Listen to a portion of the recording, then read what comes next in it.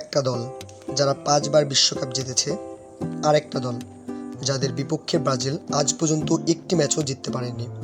হ্যাঁ, ঠিকই শুনেছেন, 5 বারের বিশ্ব চ্যাম্পিয়ন ব্রাজিল, কিন্তু নরওয়ের বিপক্ষে তাদের ইতিহাস মোটেও সুখকর নয়। তাহলে প্রশ্ন হচ্ছে, এবার কি ব্রাজিল ইতিহাস বদলাবে, নাকি হল্যান্ডের নরওয়ে আবারও পুরো বিশ্বকে চমকে দেবে? আজকের ভিডিওতে আবেগ নয়, কোনো ফ্যান বয় বিশ্লেষণ নয়, বরং এমন কিছু তথ্য দেখাবো যা জানার পর হয়তো আপনিও নিজের মত বদলে ফেলবেন। তো চলুন আজকের ভিডিওটি শুরু করা যাক। এই ম্যাচ কেন এত গুরুত্বপূর্ণ? বন্ধুরা, বিশ্বকাপের নকআউট ম্যাচ মানেই ভুলের কোনো সুযোগ নেই। এখানে একটি ভুল, একটি মিস, একটি লাল কার্ড, একটি পেনাল্টি 90 মিনিটের সমস্ত পরিশ্রম শেষ করে দিতে পারে। ব্রাজিল এবং নরওয়ে দুই দলই জানে এই ম্যাচ হার মানেই বিশ্বকাপের স্বপ্ন শেষ। তাই এখানে কেউ ঝুঁকি নিতে চাইবে না, কিন্তু এখানেই শুরু হচ্ছে আসল যুদ্ধ। কারণ দুই দলের ফুটবল দর্শন একেবারেই আলাদা। ব্রাজিল খেলতে ভালোবাসে, বল দখলে রেখে, আর নরওয়ে অপেক্ষা করে একটি ভুলের, একটি কাউন্টার অ্যাটাকের, আর সেই বল যদি হাল্যান্ডের পায়ে যায় তাহলে গোল হওয়ার সম্ভাবনা মুহূর্তে বেড়ে যায়। কিন্তু এটাই পুরো গল্প নয়। সবাই যে ভুলটা করছে, সোশ্যাল মিডিয়াতে হাজার হাজার মানুষ লিখছে ব্রাজিল তো সহজেই জিতবে, আবার অনেকে বলছে হল্যান্ড একাই ম্যাচ শেষ করে দেবে। কিন্তু ফুটবল কি এত সহজ? একজন খেলোয়াড় কখনোই একা ম্যাচ জিততে পারে না, বিশ্বকাপে জেতে পুরো দল। আর এখানেই অনেকের বিশ্লেষণ ভুল হয়ে যায়, কারণ মানুষ শুধু হল্যান্ডকে দেখে কিন্তু ওডেগার্ডকে ভুলে যায়। আবার অনেকেই শুধু ভিনিয়াস জুনিয়রকে দেখে কিন্তু ব্রাজিলের ডিফেন্সদের দুর্বলতা দেখে না। আজ আমরা সেই বাস্তবতাই দেখব।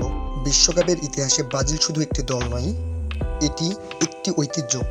পেলে, রোনালদো, রোমারিও, রোনালদিনহো, কাকা, নেইমার একটির পর একটি কিংবদন্তি এই জার্সি পরেছেন। এই কারণেই ব্রাজিলকে হারানো শুধু একটা ম্যাচ জেতা নয়, এটি মানসিক লড়াইও। বর্তমান দলেও রয়েছে গতি, ড্রিবলিং, সৃজনশীলতা এবং বড় ম্যাচের খেলার অভিজ্ঞতা। বিশেষ করে উইং দিয়ে আক্রমণ গড়তে ব্রাজিল বিশ্বের অন্যতম সেরা দল। তাদের ফুলব্যাকরাও আক্রমণে উঠে আসে, এতে প্রতিপক্ষের ডিফেন্সে অতিরিক্ত চাপ তৈরি হয়। কিন্তু এই আক্রমণাত্মক ফুটবলেরও একটি বড় সমস্যা রয়েছে, আর সেটি নরওয়ের সবচেয়ে বড় সুযোগ। অনেকেই ভাববেন নরওয়ে মানেই শুধু হল্যান্ড, কিন্তু এটি পুরো সত্য নয়।